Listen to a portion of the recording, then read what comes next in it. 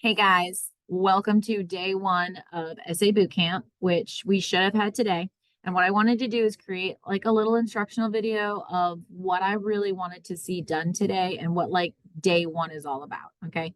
So in day one, we talked about like what Essay Bootcamp is, and I actually recorded that in a previous video. So if you're having a hard time understanding like what we're doing and how we're doing it, go watch that video. It'll give you just a little bit more idea of like what it is. Today for day one, our goal and I'm sharing this with you. Our goal was decoding and brainstorming, right? So for every essay, one of the first things that I want you guys to start doing is going ahead and decoding the prompts. Okay, we've done this with tickets out the door and we did it with our drill stations before Thanksgiving. So this isn't anything new that you've done. You're doing your historical thinking skill, your categories, and your time period. So what I decided to do is I'm giving you a sample of how I want everything to look, and I'm using essay number one as kind of like my foundation to do that. Okay. Now I didn't type in on this document your decoding, but let's go ahead and do that together. Your first prompt is evaluate the extent to which the Columbian Exchange fostered change in the Americas in period 1491 to 1700. This is a change essay. Change essays will always have the word change in your essay. So for all your essay prompts that you have, 1 through 8, look at them. You can read them quite quickly. And as long as you see the word change, you know it's going to be a change essay. So that's your first part. That's your historical thinking skill. Your categories. So what kind of change are we talking about, or what's changing what? In this case, your categories should be how the Columbian Exchange is changing the Americas. So when I grade this, I need to see Columbian Exchange changing the Americas in your categories. And then last, your time period, you're just going to write 1491 to 1700. Okay, so you're bound to get that correct, right? Now, the second part, what we have here is, let's just kind of listen to the directions and I'm going to show you guys what I did. For brainstorming, you have to have 10 plus key terms and or people. I want to see at least one key person per essay. If you have more than one, that's great.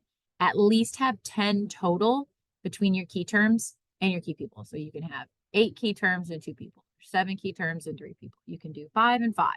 However you want to do it. I'm going to want to see them like kind of embedded throughout your essay. But as long as there's 10, I'm happy. And each one has to have a description, just something like how you're going to use it in your essay. Okay. And I'm going to show you examples. I don't need a full definition, just a description. Okay. And then last 2 things you're going to do before you're finished, I want you to number them all in order.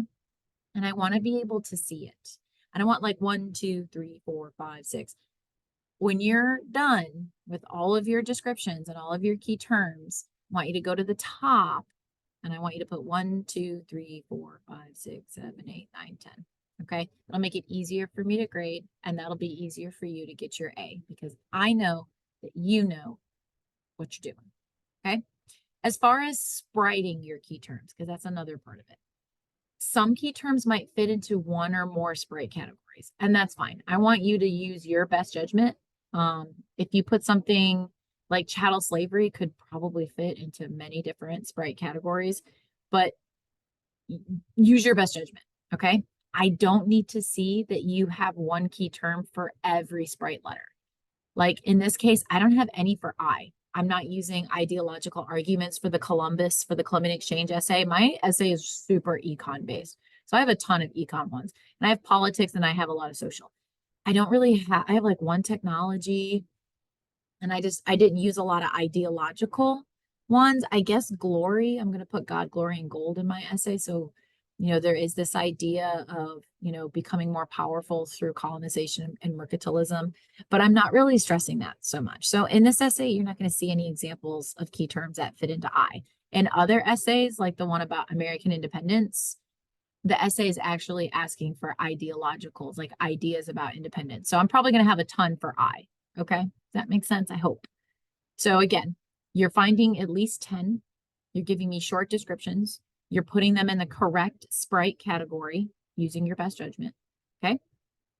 The last thing that you're doing is you're highlighting the ones that you're going to pull for your thesis statement. Okay. So let's say you already have your thesis statement ready to go. Go ahead and put those as your 3 to start out with, and then try to branch off those. Now, you're not always going to get an exact key term in your thesis statement. So let's look at how this works. So here's mine. As you can see, I'm gonna kind of zoom out here for you guys. Here's for my social. I have American Indians, the Encomendia system, and tribalization. Oh, I forgot to put a number there. That should be 3. So I actually messed up my number. So I actually have 14. Again, 10 is the minimum. That's what I'm looking for. You might add more as you start doing your thesis, your context, your body paragraphs, but I have 14. I expect 10. Some of you might have more, that's fine, but I expect 10. So I've listed all of them. For American Indians, here's my description. Smallpox/disease, land encroachment, wars, forced labor, and religious conversion. I'm going to talk a lot about American Indians, and it's highlighted. This is going to be one whole body paragraph, right? I'm going to and I branched off from that, like the labor encomendia system. I know tribalization is going to occur.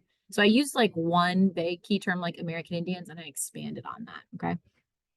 Colonization, I'm having that in my thesis statement as well. My description, European control, foreign territory for good of the crown/American colony. So I'm just kind of, describing like how I would describe it in an essay. Raw materials and trade, that's going to be my third reason in my thesis statement. And this is a huge econ. And you guys can see I have like 1, 2, 3. I have like 4. Mercantilism, I actually put next to the E. I don't want it next to the T. I have 1, 2, 3, 4. I have like 5 or 6 key terms just about like my economic argument about how the Columbian Exchange is changing the Americas. Okay. So this is what I'm looking for, right? I have my key terms. 3 of them are highlighted. The 3 that are highlighted, I'm going to put in my thesis statement. I'm going to have a whole other video for you in that day, which is going to be tomorrow, about what a good thesis statement looks like. And then we're going to do context as well. And I'm going to post this. So this is going to be a part of my samples. You can watch the video and look at, pull up the sample too, so you can see like what is the direction that I'm going. Okay. Now, again, if you're watching this video and you're struggling or you're having issues, like write your questions down and bring them to me, please. We're not doing anything else in class besides working on these essays, and you're not doing anything else besides working on APUSH in APUSH. Okay. So if you're struggling, let me know, write down questions. Hopefully this video helps with how we're organizing things and definitely how I want things to look.